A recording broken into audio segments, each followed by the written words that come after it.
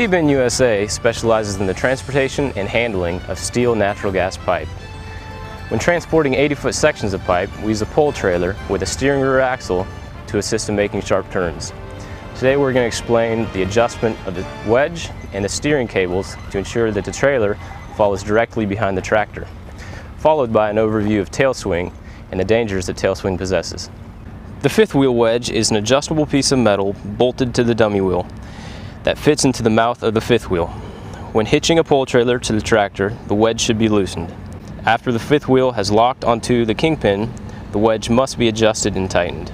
Then daily, the wedge should be inspected as part of the driver's daily inspection. With 3 bolts loosened on the bottom side of the wedge, Eric's going to loosen the lock nuts to the 2 bolts that adjust the depth of the wedge. Sliding the wedge toward the truck tightens the wedge. Moving the wedge toward the rear of the trailer loosens the wedge. Now Eric's tightening the wedge, and now he's going to move it back 1/8 of a turn. He's going to repeat the process on the second wedge bolt. Once the wedge is tight against the fifth wheel, it's real important to back it off 1/8 of a turn so that you don't break the jaws of the fifth wheel. Going to tighten the lock nuts.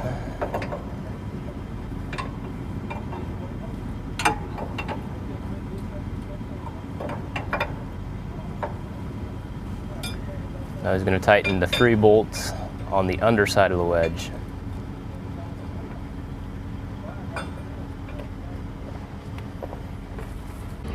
Pole trailers have steering rear axles that are controlled by 2 cables running from the front dummy wheel to the rear turntable.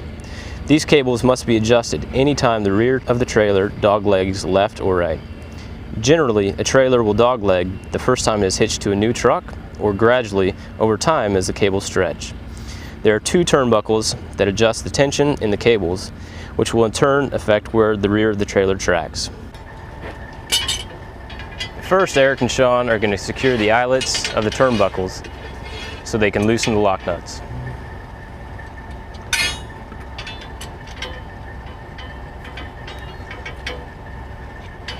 Now they're holding the body of the turntable while they're loosening the lock nuts.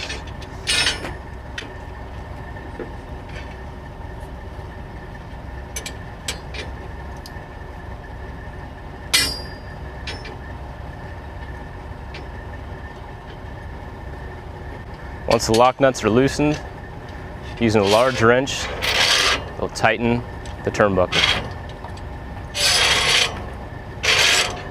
Generally, 4 complete turns of the turnbuckle will move the rear of the trailer 1 tire width. Once the turnbuckle is tightened, they'll tighten the lock nuts.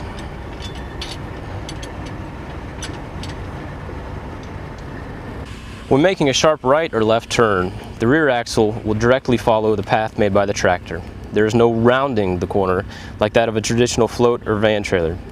Because the trailer follows the path of the tractor, a rear overhang will protrude outside the path of the truck and trailer, causing a very dangerous situation to occur. This is tail swing. We will demonstrate what tail swing is, how much tail swing will protrude into the other lanes of traffic on a sharp right and left turn, and driving techniques to minimize tail swing, and how to drive safely when tail swing is unavoidable.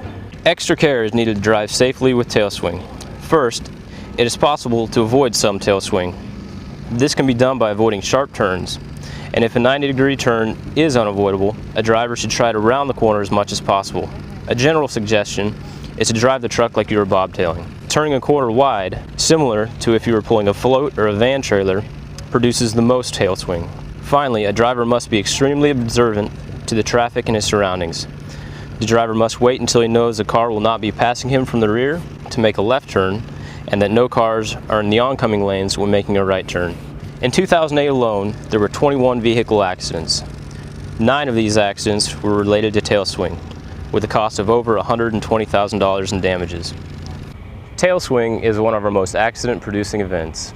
An alert driver who is aware of his tail swing and the traffic surrounding him can help to reduce these accidents.